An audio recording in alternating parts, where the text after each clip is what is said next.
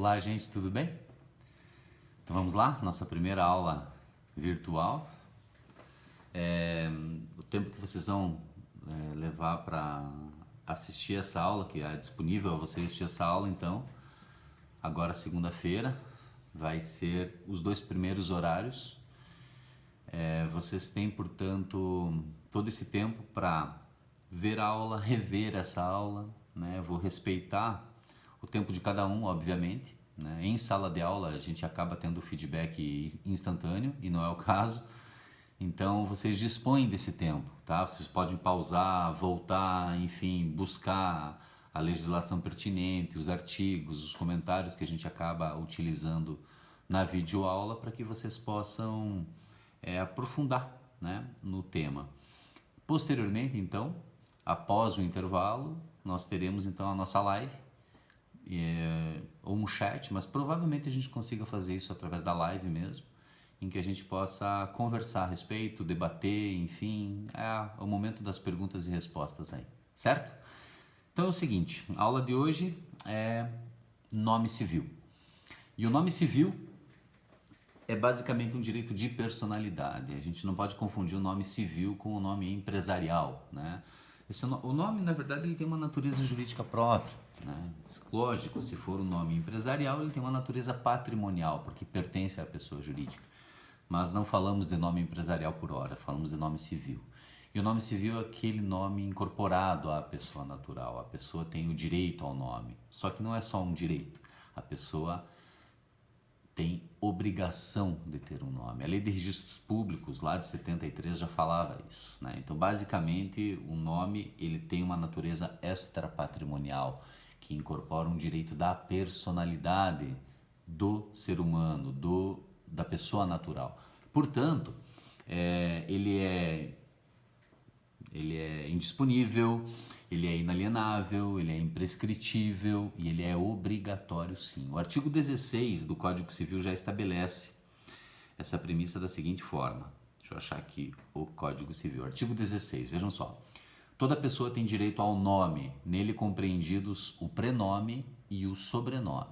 Então, quando nós falamos em nome civil, o nome civil ele é composto normalmente, tá, de 2 partes. Então, quando nós falamos em nome, pressupõe-se um prenome e o nome de família, ou também chamado de patronímico. Então, falando disso, nós já partimos para o segundo item da nossa disciplina, que trata-se então dos elementos do nome. Então, os elementos essenciais do nome, né? O que é o prenome? Então, o prenome ele é a parte inicial do nome. Então, pode ser simples, pode ser duplo, pode ser triplo.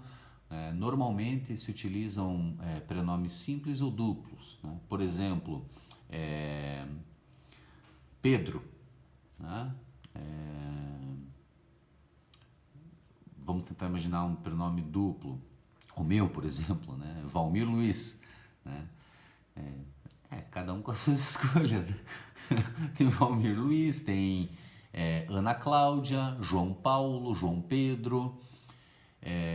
São nomes compostos, né, que fazem parte, que compõem o prenome do nome civil, né? Então, a primeira parte é o prenome. A segunda parte nós chamamos de patronímico. O que é o patronímico? O patronímico é o sobrenome da pessoa, né? Silva, no meu caso Choqueta, Gonçalves, enfim, o sobrenome da pessoa, o nome de família que é incorporado a esse nome. Então, automaticamente, esse nome composto por prenome e sobrenome compõe, né, um direito da personalidade da pessoa. É assim que a pessoa é identificada, é assim que a pessoa é individualizada dentro de um contexto social, dentro de um contexto contratual, dentro de um contexto cadastral. Em todas as situações da vida civil dessa pessoa, ela vai utilizar, até como uma forma de ser identificada, o seu nome civil, composto, via de regra, por prenome e sobrenome ou patronímico. Alguns nomes também são compostos por outras partes. Por exemplo, no meu caso, né? Eu tenho uma distinção em relação ao nome do meu pai. O meu pai se chama Valmir Luiz Choqueta, então eu sou Júnior. Isso se chama agnome.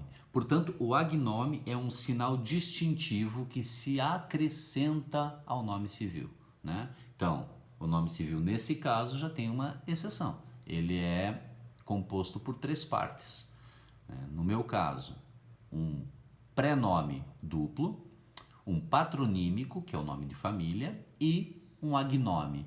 Esse agnome júnior pode ser também utilizado de outras formas: filho, sobrinho, neto. É muito comum encontrar agnomes em nomes brasileiros, né? Também há uma outra forma de utilizar o agnome, não é comum no Brasil, mas existe, né? Que é, por exemplo, você distinguir membros da mesma família utilizando, por exemplo, segundo, terceiro, né? Isso também é comum de acontecer.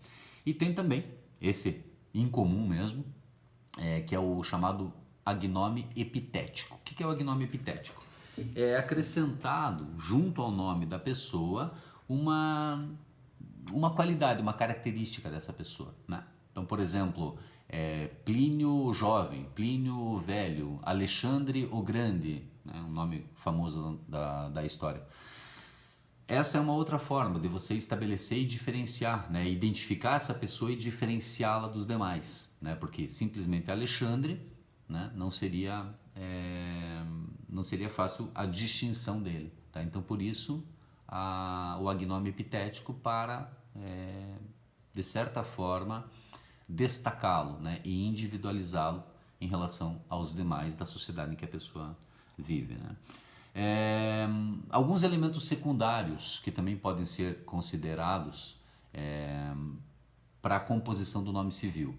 Tá? Então vejam bem, gente, nós temos os chamados axiônios. O que são axiônios? São títulos nobiliárquicos ou honoríficos, por exemplo, duque, conde, comendador, enfim, que você coloca, que você aposta ele antes mesmo do prenome.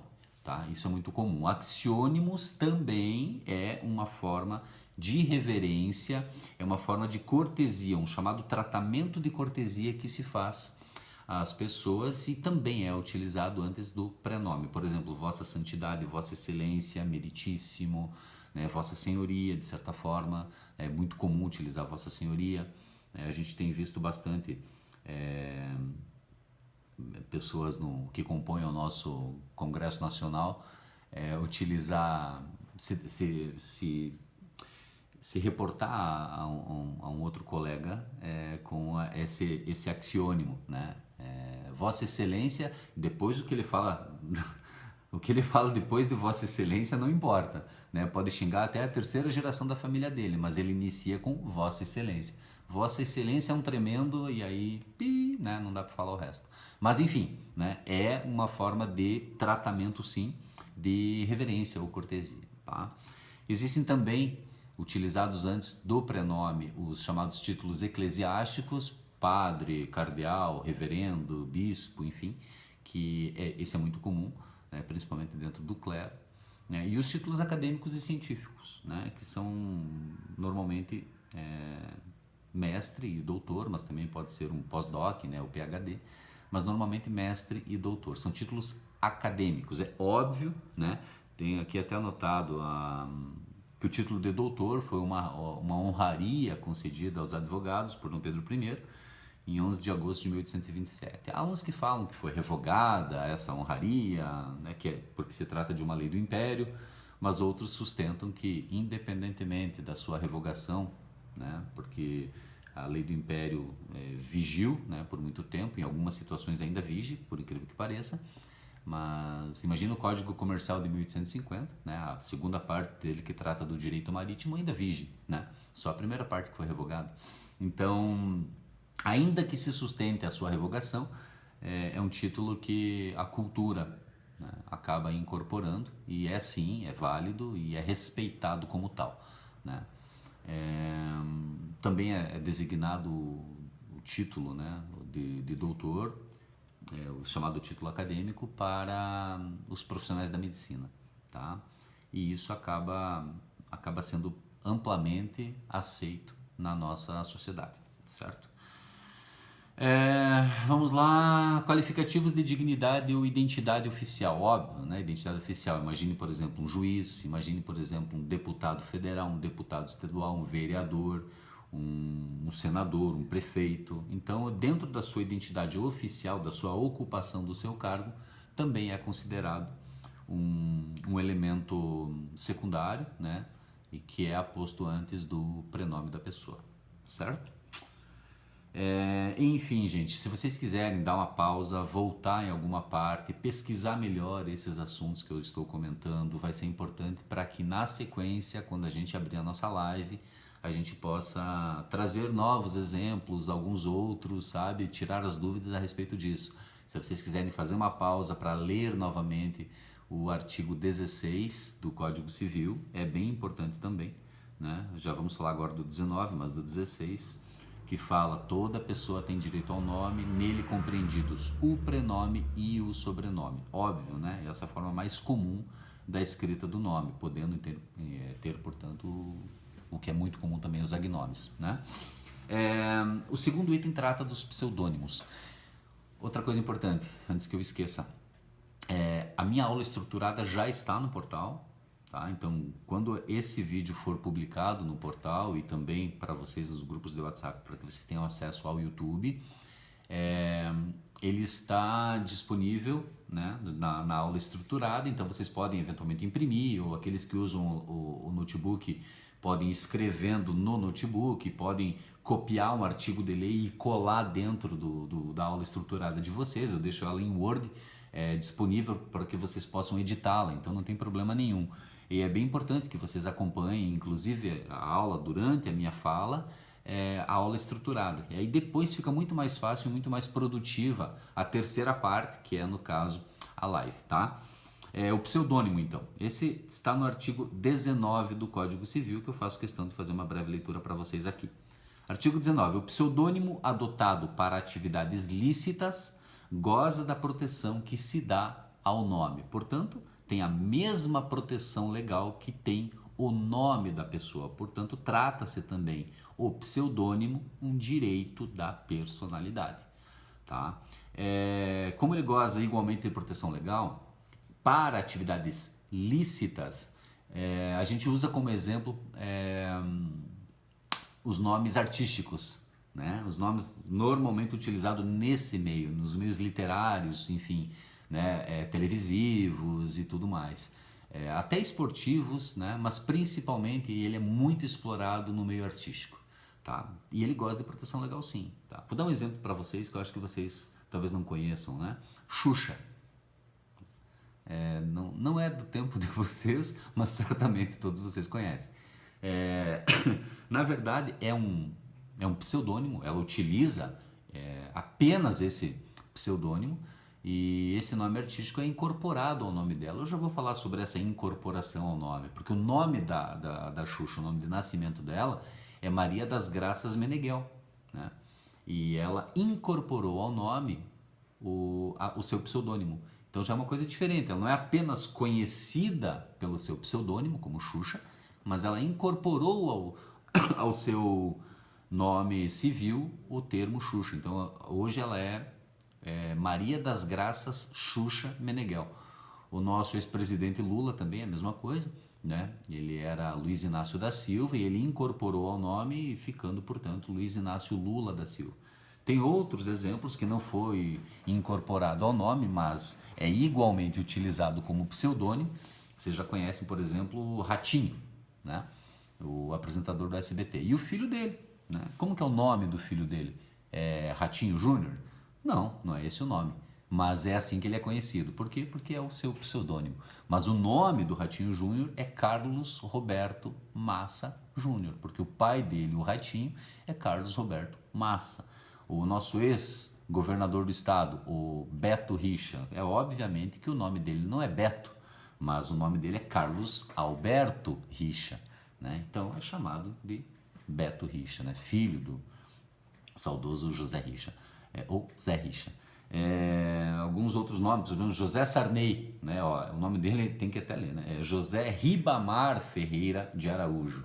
Silvio Santos, esse é uma outra Esse é clássico, né? O Silvio Santos não é o nome dele, não é nem Silvio e nem Santo, e nem Santos. O Silvio Santos tem um nome bem interessante, é Senor Abravanel, por conta da origem dele, né? Da origem da família dele. É Senor Abravanel, mas o seu pseudônimo como Silvio Santos goza de proteção legal, tanto quanto o seu nome civil, Senor Abravanel, né? Vou tomar um cafezinho aqui, gente, se vocês aceitarem aqui, ó. Baita café, né? Outras definições que a gente pode ter como pseudônimo. Desculpe os colorados de plantão aí, gente, mas se vocês experimentassem este café aqui, vocês não iam se arrepender. Mas vão ficar querendo também. Outras definições quanto ao pseudônimo, né? Tem uma utilização comum também, codinome, né? O termo codinome. O que é o codinome? Ele tem uma utilização um pouco diferenciada, na verdade, muito embora tenha um valor legal, mas o codinome é como chamamos de código de um nome, ou um nome em código. Ele é normalmente utilizado em situações em que a identidade da pessoa não pode ser revelada. Então, o seu nome oficial, registrado, ele é protegido e é utilizado um codinome, é um nome alterado, para que justamente a sua identidade não seja revelada. Isso é bem interessante, sabe? E é amplamente difundido, né? Diferente da alcunha, tá? A alcunha tem vários outros sinônimos, né? Vejam só, eu posso chamar de epíteto, de apelido, apodo, autonomásia, cognome, né? Mas alcunha é normalmente como a gente fala, né? Apelido também. Essa é uma designação dada devido a uma particularidade da pessoa, por isso que se fala alcunha, né? Por exemplo, Aleijadinho, né? O famoso artista barroco que tinha esse alcunha justamente por conta da sua deformidade física, né? Tem outras situações, por exemplo, Alexandre Pato, que todos vocês conhecem, né? Dá-se a ideia do lugar do seu nascimento, né? Então, por isso, então foi incorporado ao seu nome civil, ao seu prenome, na verdade, né?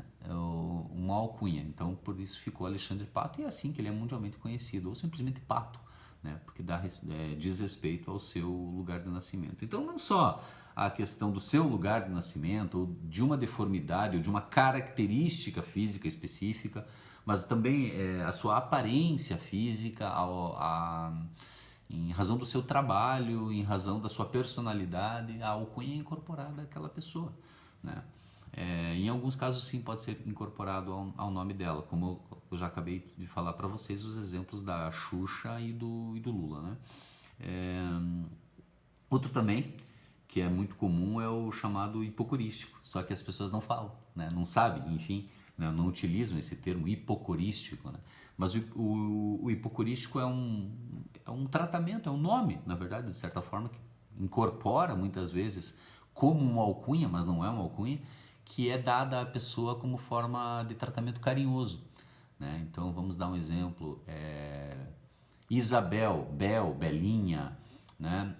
João, Joãozinho, Pedro, Pedrão, Pedroca, Pedrinho, enfim, são várias situações, né? O que normalmente acontece é com José, que carinhosamente pode ser chamado de Zé, né? Joaquim, que pode ser chamado de Kim, e assim por diante, tá? Então são hipocorísticos, a gente não utiliza esse termo, mas é muito comum aqui no Brasil, né?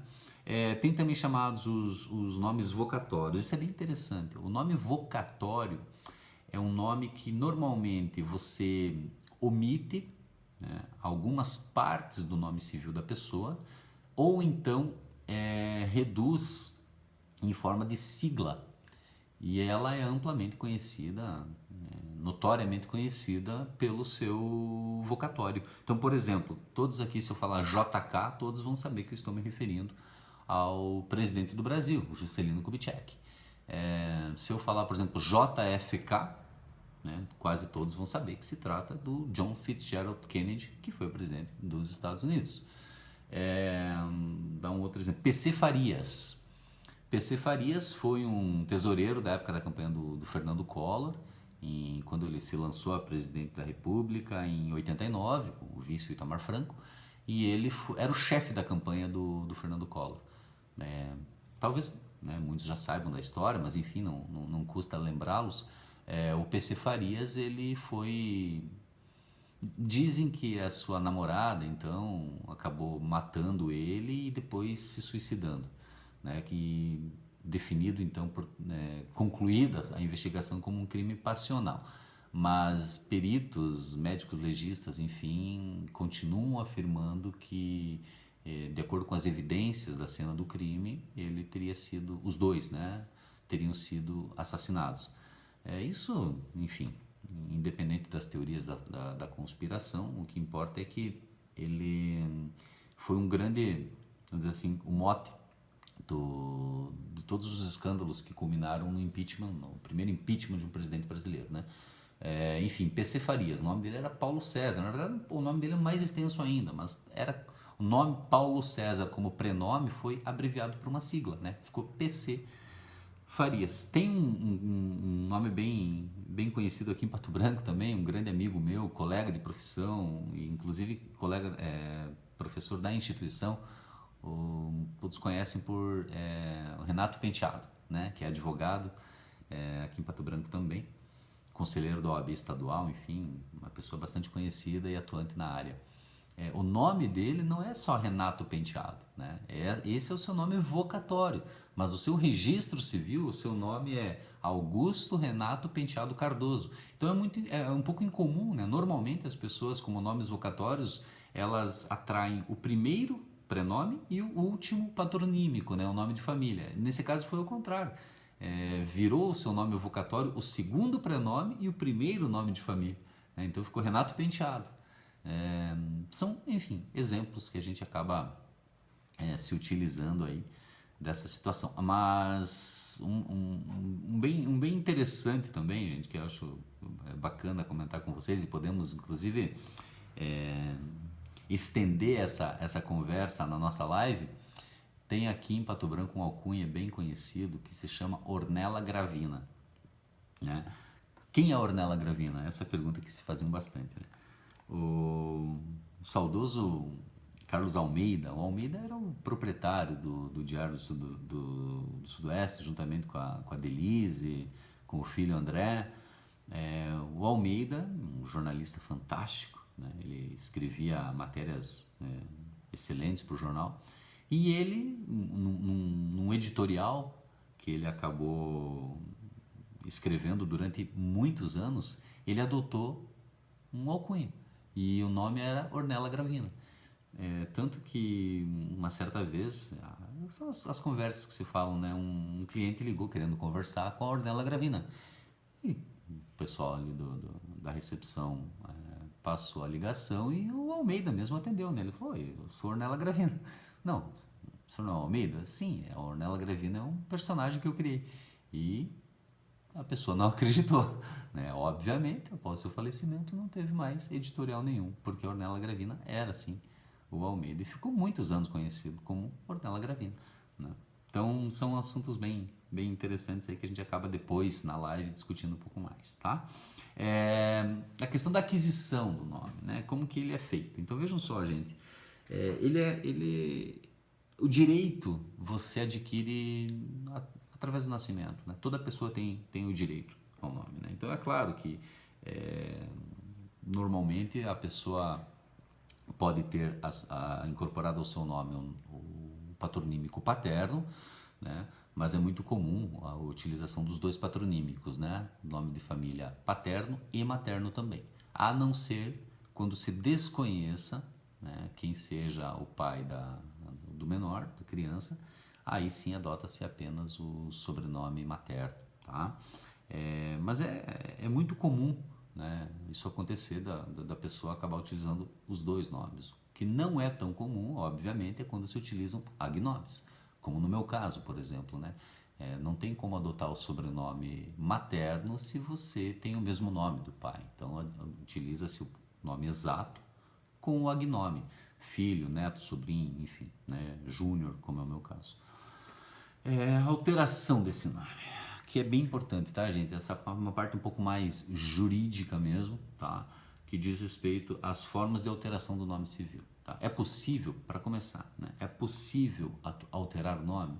Em que circunstâncias? Então, assim, sim, é possível, né? Em várias situações, mas em algumas elas são voluntárias, algumas são imotivadas, outras motivadas, mas a gente precisa entender um pouquinho isso e por que é possível a alteração do nome. Porque a gente fala, o nome é indisponível, o nome é obrigatório, o nome compõe o direito da personalidade. Então, normalmente há uma justificativa para que você então altere o nome. Algumas vezes se recorre até ao judiciário para a alteração do nome civil, outras nem é preciso. Então a gente vai falar um pouquinho a respeito disso agora, tá? Acompanhe na aula estruturada de vocês. Então vejam só, o nome ele pode ser alterado de forma necessária ou voluntária. Voluntária é quando a pessoa tem a iniciativa de alterar o nome, mas a necessária são em duas situações que são bem importantes. A primeira é na alteração do estado de filiação. Se, por exemplo, for reconhecida a paternidade da pessoa, automaticamente se inclui ao nome civil dela o patronímico do seu pai, né? E, obviamente, também acrescenta-se a ele, ao registro civil, os nomes também dos avós paternos. Mas também é possível extrair o nome de família paterno, no caso da negatória de paternidade. Se confirmado que a pessoa não é o pai, também há o inverso, né? Então são situações em que há necessidade da alteração do nome, ou incluindo o sobrenome paterno, ou patronímico, ou excluindo. A outra situação é na questão da adoção, tá? Na adoção, há a alteração do patronímico, incluindo então no nome do adotado os patronímicos dos adotantes, inclusive dos avós dos adotantes. Né? O próprio registro civil se altera completamente com essas alterações. Tá? Não é costume, não é muito comum, mas há a possibilidade, inclusive, de se alterar o prenome da pessoa. Tá? Existe também, então essas são as situações das chamadas alterações de nome de forma necessária, ou seja, obrigatória. Existem também as alterações voluntárias, e é aqui que fica, normalmente, é onde reside a confusão. Quando ela é voluntária, que depende da iniciativa da pessoa, ela pode ser independentemente de autorização judicial. Tá? Esse é o primeiro caso. Então, em que situações?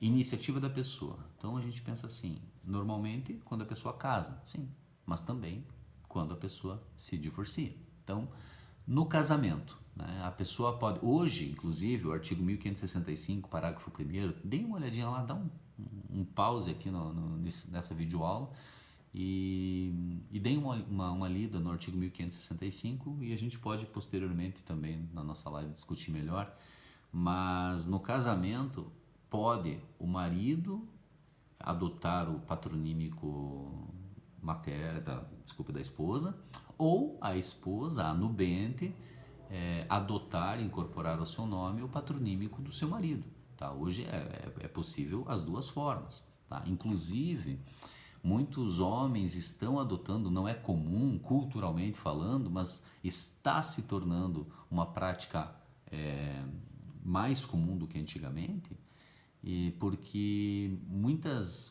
esposas são, por exemplo, filhas únicas, né? E se ela adota apenas o sobrenome do marido, isso acaba gerando uma perda, né? Um enfraquecimento do nome familiar. E muitas vezes simplesmente se encerrando toda uma história familiar por conta da não continuidade desse nome. Então se permite sim que o marido utilize o sobrenome da esposa, né? No divórcio muda um pouquinho essa figura, né? O que acontece no divórcio?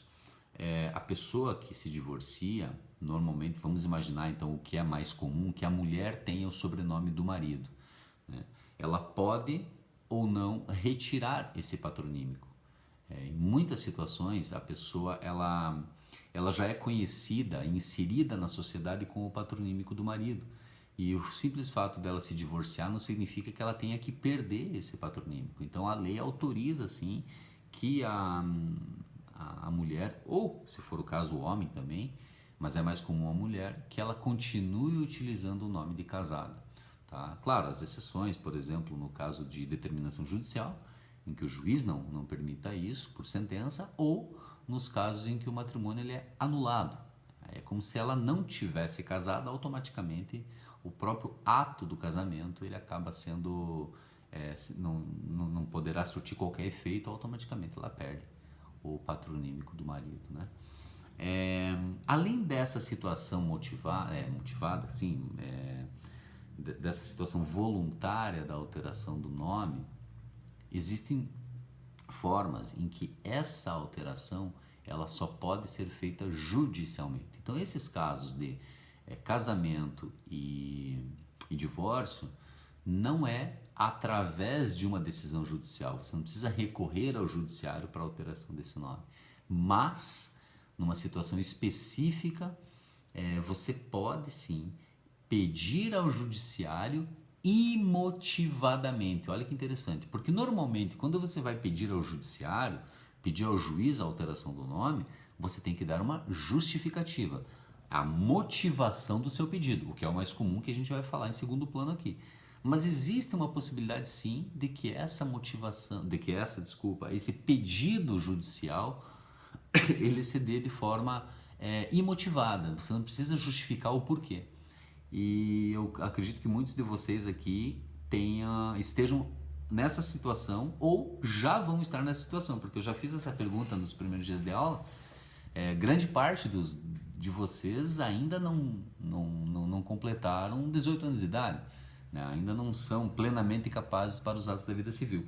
E justamente por conta disso, quando se tornarem plenamente capazes, terão a possibilidade de, ainda que imotivadamente, requerer em juízo a alteração do nome de vocês.